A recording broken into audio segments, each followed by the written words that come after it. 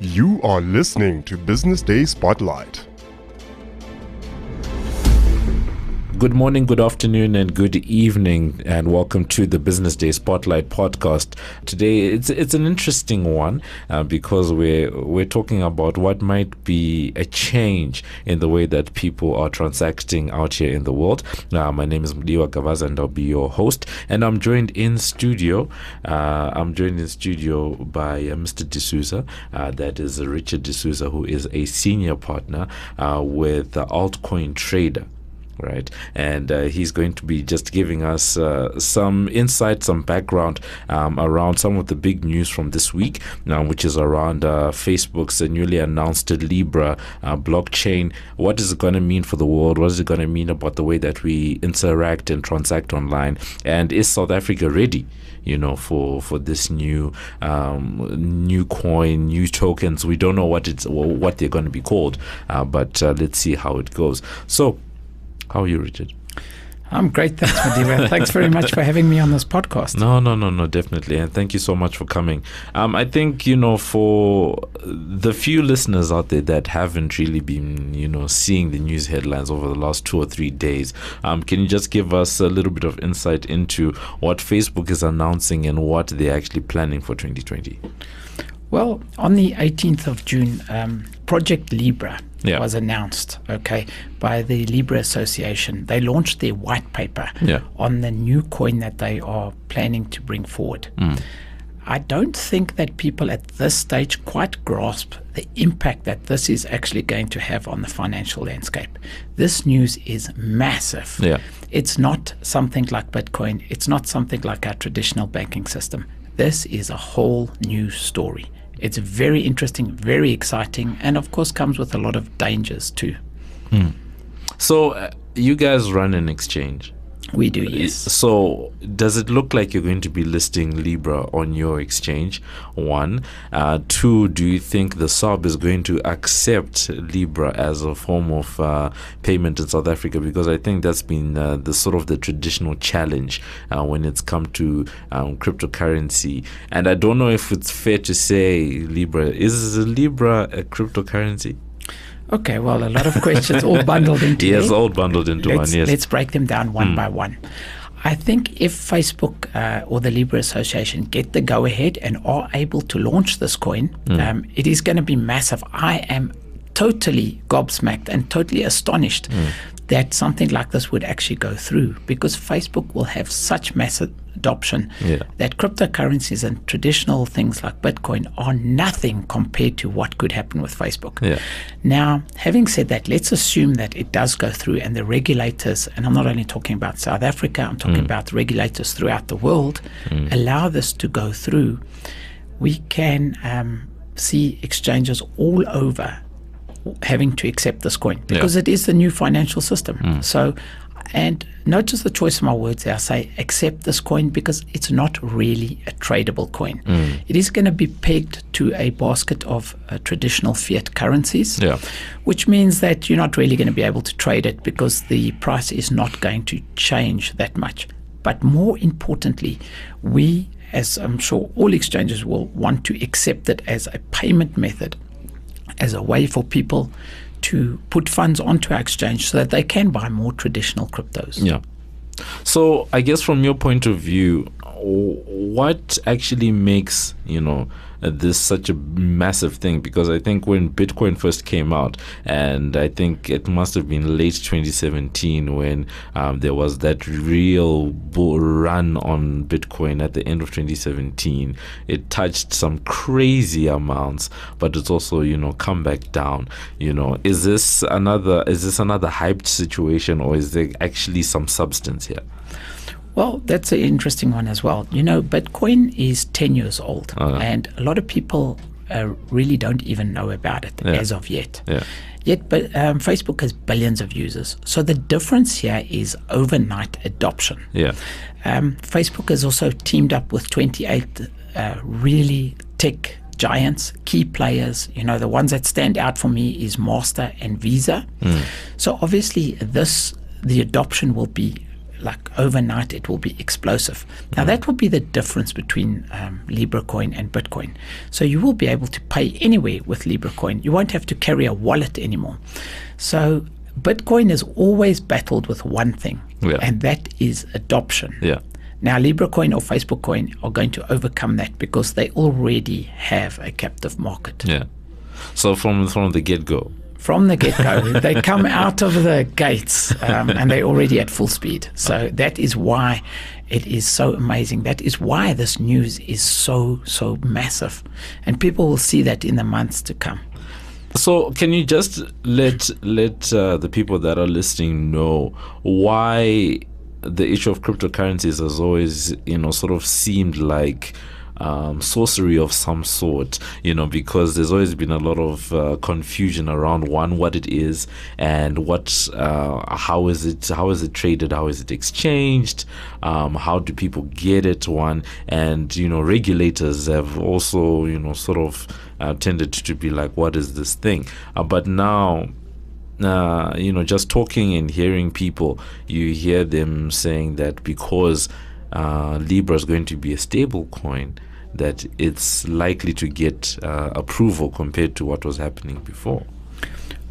A lot of people, when they look at crypto, especially the man in the street that doesn't understand it, the question that I get most often is, where does this coin get its value? What is it backed by? Why is it worth anything? Okay.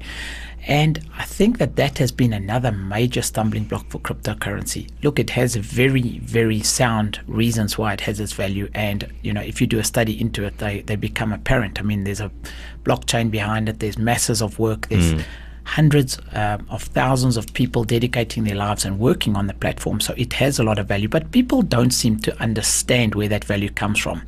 Now, Facebook are overcoming that by pegging, and it's still at this stage speculation, but they're going to be pegging the dollar, the pound, and the euro. So in other words, if you buy, let's give an example, one Libra coin, they are going to take that equivalent and put those traditional fiat in a bank account. So it will have real value because they will be holding the money behind it. So it is backed by something. And that is why people will very quickly understand it, where they were confused, as you put it, by the sorcery of crypto. They will understand that the Libra coin is backed by traditional money. So that sort of objection will be taken out of their minds very quickly. And on the regulation side, is there any existing regulation at the moment, at least in South Africa, just around cryptos, whether it's the buying and selling of crypto, or is there any regulation that looks after like your exchange, for example? Yes, the South African government and the Reserve Bank in particular are very, very forward-thinking. We meet with them on a regular basis, so do the other industry leaders. So although there's no official regulation, they are monitoring us and controlling us very carefully and in a very positive way, because they are scared of, the brain drain, and they are scared of skills leaving the country. So they have created a platform. They have created open communication. We are, although not officially, we are being regulated. We meet with them, as I say, and we discuss legislation. We discuss things. We report to them quite often on suspicious transactions. We KYC our clients, so it is happening, and the government is very proactive in this area. Now, as far as Libra coin goes, the question is maybe not will the government regulate it or not. It's, are they going to have the ability to regulate it or not? Because as you know, everyone has Facebook and everyone has WhatsApp. So it's going to be almost impossible to ban those technologies. And if I can simply make a payment to you via WhatsApp, they say it's going to be as simple as sending a photo. This opens a whole can of worms. I mean, why would we need our normal financial system? If I can pay you with Facebook and I can go and buy a burger, a coffee, or anything by simply paying with my WhatsApp app, all of a sudden there may not be a need for traditional money. In addition to that, if you take all the children between 9 and 18 that don't have credit cards, that battle to get bank accounts, they've got WhatsApp. So it opens a whole new sector. This is something that is, if it happens and if it's rolled out the way Facebook's planning, it's going to be massive. It will. I have no doubt in my head that it's definitely going to be massive. But I just wonder, like, implementation-wise, how is it actually going to be done? Because, like you said, you raise an important point, the fact that you can't stop people from having a WhatsApp or a Facebook Messenger, for example. But can the Reserve Bank stop you from exchanging your Libra coin for Rand? Well, the question is, will they need to stop that? Because if you are able to buy Libra coin, okay, would you ever need to exchange it back to Rand if it is accepted everywhere where Master and Visa is accepted? Or will you be able to, I think, let me put it this way, we might reach a situation where the youth of today are going, we don't want those rands anymore, we don't use them, we only use the Libra coin. And that's where the government and the banking system is under massive threat. Libra coin should not be seen as a threat to Bitcoin and cryptocurrencies. It should be seen as a direct threat to the government and the banking system as we know it. Because if I never need rands anymore, the government has got nothing to stop. I will simply, as a young South African, I'll simply use my WhatsApp or Facebook Messenger to pay all my bills. Wow. I hadn't thought about it like that, but I guess it helps us to get to that stage where people have been having this debate about having a cashless society for a long time, and if I've taken my credit card and I've bought Libra coin and I'm able to go onto all my websites and get my stuff bought, delivered, etc., will I ever need to actually get a physical coin or note to actually go and buy something? Well, I think you've hit the nail on the head there. You won't. You don't need it anymore. If you were an 18-year-old South African, would you rather go and stand in a bank and beg them for a bank account, stand in those queues and go through proof of residence and all the hoops that the banks make you jump through? Or would you be happy to download a little addition to your WhatsApp app and bang, you're in the economy system? So that's how easy it is. No, sorry for interjecting, but I was just going to ask, is this a cryptocurrency or is this just Facebook introducing a currency to the world that's going to be digital? I think you're onto something. It's not a cryptocurrency. Yeah. It is simply a digital currency. It is a different financial system. A cryptocurrency is decentralized and permissionless. This is nothing like that. This is just a second alternative, and it is a currency. It's not decentralized. It is controlled by Facebook, by the Libra Association, or by Mark Zuckerberg. So, and I know that this is controversial and maybe a little bit dramatic, but let's welcome in our new president, Mark Zuckerberg. Wow.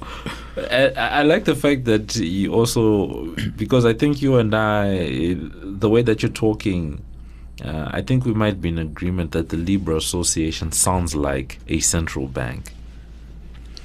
Absolutely. Facebook is trying to open the biggest bank in the world. That is exactly what they're trying to do. They are not by any means, shape or form launching a cryptocurrency. They're opening a bank.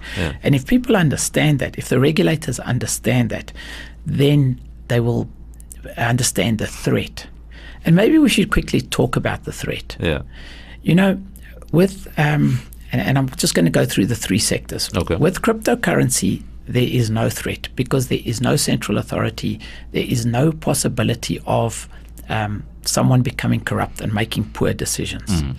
With the government, it is a large group of people, elected people, democratically elected by ourselves. So there is a small chance that they could start making bad decisions for the people, but bearing in mind that we chose them and there is a certain amount of control. With the Libra Association, this is very different. They have the ability to dominate and to become an overlord because they were not elected.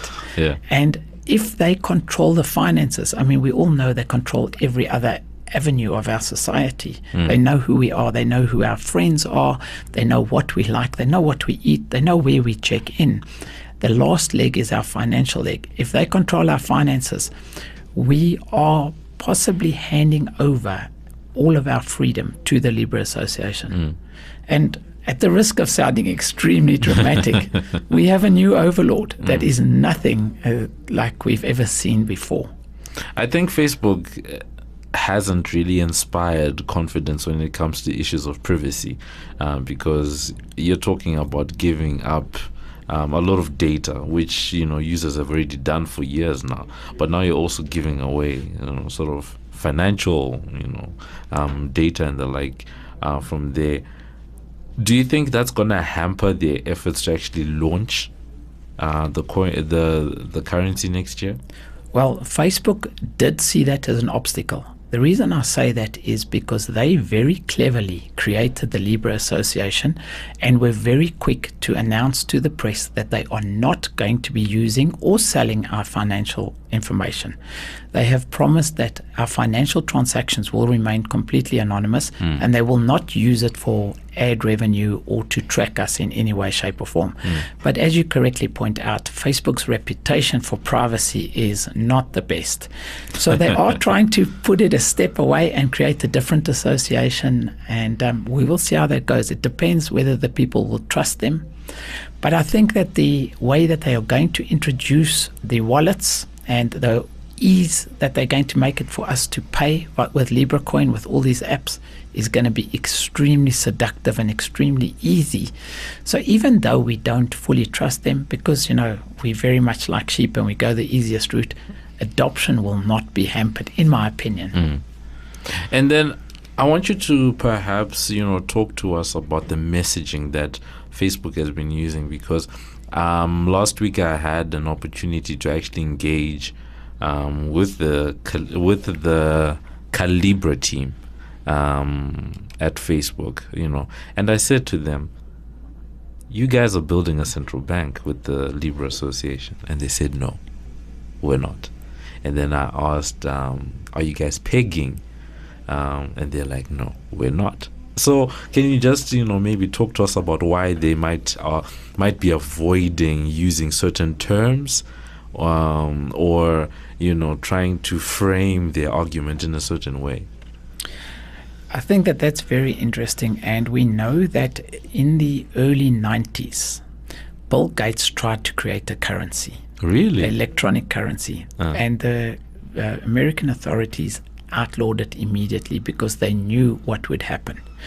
So it comes as no surprise that the Libra Association would not at any stage put forward that they are starting a bank when it is clearly what they're doing. Yeah. They have found a so-called loophole with cryptocurrencies. So they would brand it as a cryptocurrency to try and get around regulation. Yeah. And hopefully, get through regulators with that terminology. So I think that they are very strategic. They are very clever in the way they term things. But it's plain to see that it's a bank. It's not a cryptocurrency. But aren't regulators smart enough to just see what's going on? I mean, I definitely think regulators are smart enough and they can see what's going on. But here's the question: are they able to stop it? I mean, we know that China has never successfully banned the internet, and they've never successfully banned Bitcoin. Even though they have at a government level banned these things, they've just gone through. So is the American government, is the South African government able to ban any of this? Are they faced with a choice where they have to cooperate, or are they going to try and outlaw it? I don't think it's a simple question. Yeah, no, it's an interesting one. I guess the last, perhaps we can get into the realm of speculation. Banks. If I'm a bank, I'm sitting and I'm looking at Libra and I'm saying, okay, this is a currency. And I don't think banks are enemies to currency. Should I be afraid? Or do I just look at it as any other currency I'm gonna have? Oh, you want, US? Okay, here you go. Or Okay, in the late 80s or the early 90s, if you were a post office when email was introduced, should you have been afraid?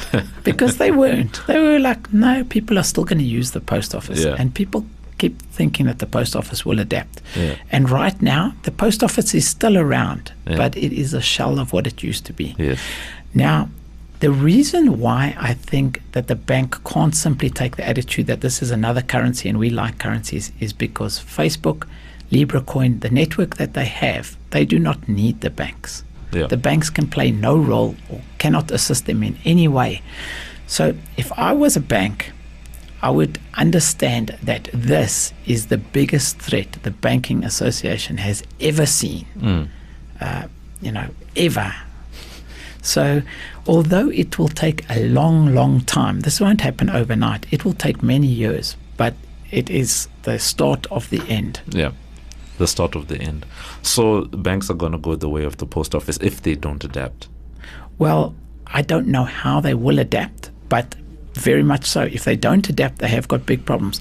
Look, fortunately, they've had hundreds of years to infiltrate us as a society, and we all know and trust the banks, and it is something that we use every day. So just by virtue of that, it will take a long time before that is thrown out.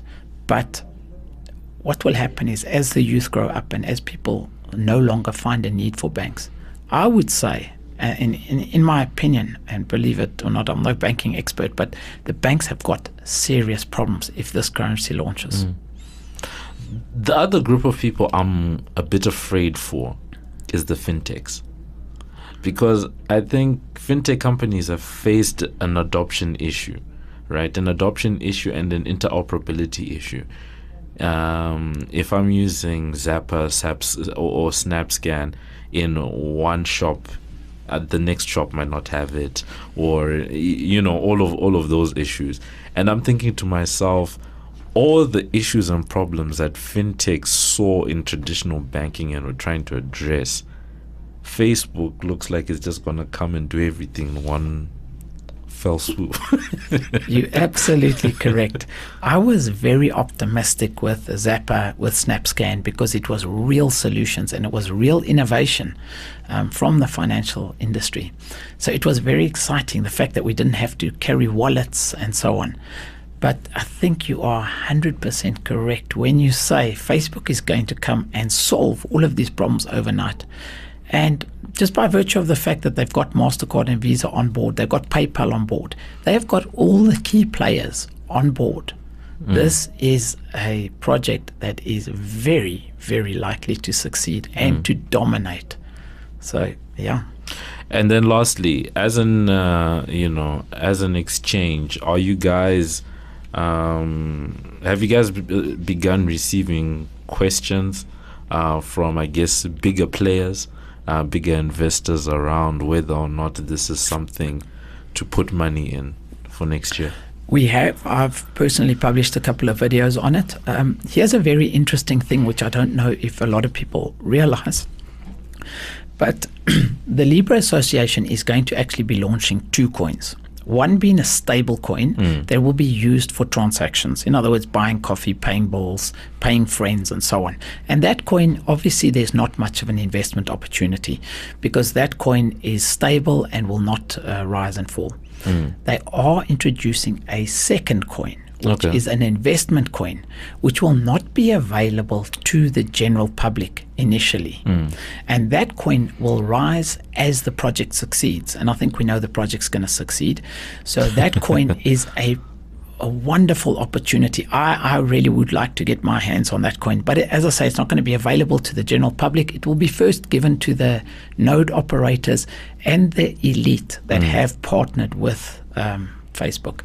So they will have once again have an opportunity to create massive wealth before it is leaked out to the man in the street. But that is the investment that we need to look for, and those are the investment opportunities that we need to take advantage of. When that coin is available, it'll be similar to buying stocks in Project Libra.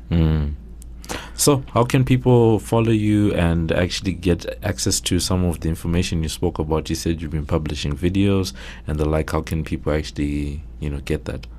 Well, of course, you can go to our website, which is AltCoinTrader.co.za, which is ALT. Or you could go to my YouTube channel, which is Rads Act. So it's YouTube.com/RADSACT. I put a video out every day, and it's just got some general information. It's something that I don't do for profit. It's just I do it for my personal gratification, if you want to put it that way. Okay, cool. So that was us. We've been with Richard D'Souza, who is a senior partner at AltCoinTrader, just talking about this new Libra coin or Libra blockchain, whatever words you want to use. And he's just telling us that the financial services sector should be getting ready for massive disruption, and that there are young people around the world that are probably going to help to drive forward the adoption of this currency, and that this is not a cryptocurrency. This is a currency that just happens to be digital, and that what Facebook is doing is actually going to really, really change the way that we do transact and behave online, and regulators might not have any other choice but to just accept this thing when it comes. So that's it. That's been our show for today. Thank you so much to everyone who was listening. Remember that you can find our latest podcasts on Business Live under the podcast Business Day Spotlight tab, and then on Twitter our hashtag is #BD Spotlight. You can subscribe for free on iono.fm, Spotify, Apple Podcasts, Pocket Casts, or wherever you choose to get your pods casted. So that's it for today. Good evening, good afternoon, and good morning to everyone. I've been Mudiwa Kavaza. Our producer is Paige Muller, and remember that Business Day Spotlight is a multimedia live production.